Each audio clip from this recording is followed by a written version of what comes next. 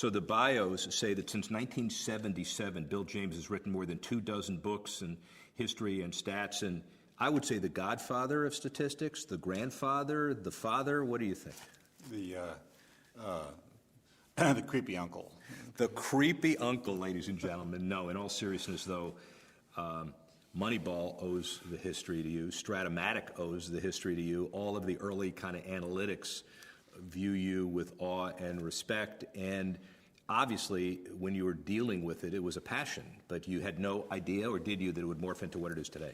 I had absolutely no idea that the things that have happened would happen. I had no concept of that. But I always did believe that I was not that peculiar, and that there were a significant number of people who were also interested in the things that I was interested in. And my absolute confidence that that had to be true was the best decision that I ever made, other than perhaps, taking out my wife. But when I was a young person, can't tell you how many people said to me, I'm really interested in what you're doing, but you'll never make a living doing it because there just aren't enough people like that. So many people would say that to me that I knew it couldn't be true, because either the people that I met were terribly atypical, or there had to be an economic number of us. So I bet on there being an economic number of us. There were a small economic number, but they were tenacious, and then they grew with credibility, largely because of the work that you did. No, not because of me. They grew largely because those people were always there, but they were not being served by the market. The sports writing market was not speaking to the people that it does now. Writer, historian, statistician is the language in the bio. Which one of those do you think most accurately portrays you? Well, I always say that I'm a writer, and I couldn't say that I'm a historian because I'm not trained in the things that historians are trained in. I wouldn't say I'm a statistician because no statistician would ever accept me as a member of their group, but anybody can be a writer. Well, but it's also perfect because you describe what you're not, and clearly you're incredibly unique. And so the segue into that, how difficult was it once you established a methodological analysis and believed in some obvious processes to get people to inside the sports to take you seriously? It was never my goal to get people who were working inside the sports to take me seriously, and I was really surprised at how rapidly that did happen, rather than surprised that it didn't happen sooner. I was just writing to people who were interested in the same things that I was interested in. I always knew that number was larger than I was told that it was, but I was still surprised by how large it was. And I was also very surprised by how rapidly those kids who were reading my books when they were 12, I was surprised by how fast they grew up and became general managers. What was the analytical catalyst? Was it Moneyball, or was it before that? Long before that. And again, one of the things that people tell me a lot is, oh yeah, I was reading your books a long, long time ago. Old scouts will come up to me and say, oh yeah, I was trying to get the Cincinnati Reds to pay attention to your stuff in 1983.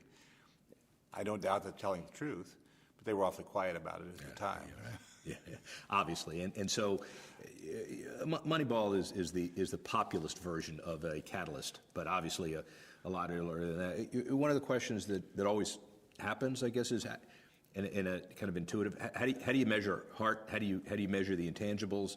Your metrics process slowly was accepted by people that had a little more vision. Is that one of the reasons, you think?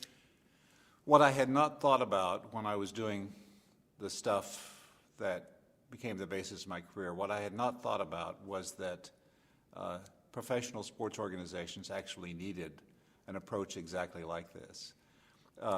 Professional sports, what I was concerned about was exactly how good is this player. And I was just concerned about that in the way that a fan is always concerned about that. What I really didn't think about is the fact that professional sports teams need a structured way to think about value and a structured way to think about constructing a team. And the things I was doing accidentally were very useful along that line. But I wasn't aware of that at all at the time that I was doing them. Do you think, as we now see analytics not only accepted, but in many ways preferred, is it going the other way now? Is there a threat that people are too conscious about numbers and don't view the intangibles the way they probably should? Well, it's our job to be open to the things that we don't understand. And it was never my point that you guys don't understand baseball and here's the way you should look at it. It was always my point that there's a lot that we don't understand. There's a lot that we don't know. That's still where we are, and that's where we will be 50 years from now. It's the responsibility of people in my field to be open to seeing the things that they don't understand. Can you get a sense or give us a sense of the broad notion of what general analytics are your favorites? What are the ones or the items that need to be analyzed that are more important to the core of baseball than others today? Well, the importance of everything relates to its contribution to wins. And certain things are quite important to winning that we tend not to focus on.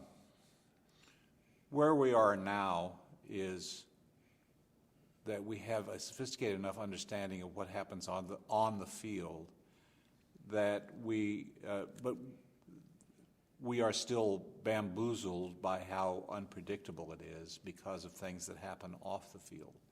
In order to get better at predicting what players are going to be able to do on the field, don't mean to invade anyone's privacy, that's not what I'm saying, but you need to get a better understanding of growth progressions in athletes, of good year, bad year cycles in athletes. And I think that those are the most rich veins that we could be examining at this time. Some of that is inherently statistical, but without invading privacy, you need to get a window on what's in a person's mind and in a person's heart. Right.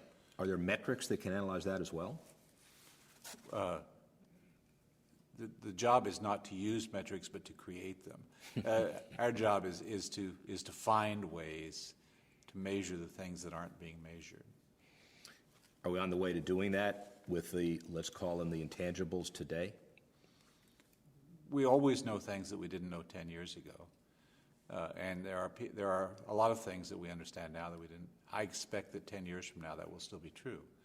But I don't expect that it will ever be true that we run out of questions. I always think that there are going to be things that we don't get. We're now measuring everything, and the other piece of this is that the Billy Beans who begat the Theo Epsteins, who begat the very well-paid general managers who are making decisions with Moneyball focuses are now commanding higher salaries, and maybe the expectation is higher. Is that one way to look at how the industry is progressing? No, I don't think you can measure how the industry is progressing at all based on who gets paid how much money, unless you can demonstrate that the money is being wasted. Then you can probably use it that way. Interesting. So what does baseball need to do to improve its use of statistical analysis and analytics in making fundamental decisions? It would be helpful if more people understood that factoids are integrated into decisions rather than something that sits outside decisions. A decision is a kind of a stew, and you don't sift the stew and eat the beef separately from the vegetables and then drink the broth. It's all works together. Is there something fundamentally different? Is it more similar or more different making Fortune 500 related core business decisions and baseball-oriented decisions? I suspect there are a lot of parallels, but I suspect there are a lot of differences. If I could point this out, I know a lot of people who work in an office with 20 other people, and they don't have any real idea of the skill sets of the 20 people they work with. But if you ask them to name the 5 best middle infielders at turning the double play, they can tell you that in a year, or in a moment. I suspect that that's true in business as well, everywhere, that the information that the decisions that people make are driven by the information that they happen to know rather than by the information that they need. I suspect that that's true I know that that's true in baseball, and I suspect that it's true in every other field as well. And only being a student of the other fields, can we validate that or not? But just one kind of fun concept here at this conference that is analytic based. You are cornered incessantly by a mad throng of early 20-year-old and millennials wanting to have pictures taken with their hero. How does this all make you feel, by the way? Very peculiar and very, very old. But you know what's great about it is very rarely are those young people asking me, can you tell me how I can get hired by a baseball team? But they almost always have some theory. I think this might be true. Have you ever thought about baseball this way? That's what's really great about it. And I guess the bottom line, too, if you're advising a young person who's either watching our podcast or out there in the halls wanting to get in the middle of the sport, what would you tell them? I get that question too, and the best answer I can give you to that question, learn to speak Spanish. In baseball, you wouldn't believe how helpful it is to learn to speak Spanish because a lot of our players are Spanish, and one of the first questions you're going to be asked on a job interview is, do you speak Spanish? On any sports, teams are really teams, and you have to work together, and the people skills that are required to work inside baseball are at a very high level. Heard this one before, so if you were the commissioner for a day, what would be the one baseball-oriented rule you would change? Well, earlier today I was attacking the balk rule, and baseball stops too often, and one of the biggest reasons it stops too often is the balk rule. Go ahead. The balk rule is a stop-action rule. The balk rule essentially says that you can't fake a player out. Well, who needs a rule that you can't fake a player out? I mean, it's like a rule that a quarterback can't fake a run or fake a pass and then run. Why can't he? Sure, let him in. Well, we're going to archive this podcast, and when baseball changes its rule, I'm going to send this to you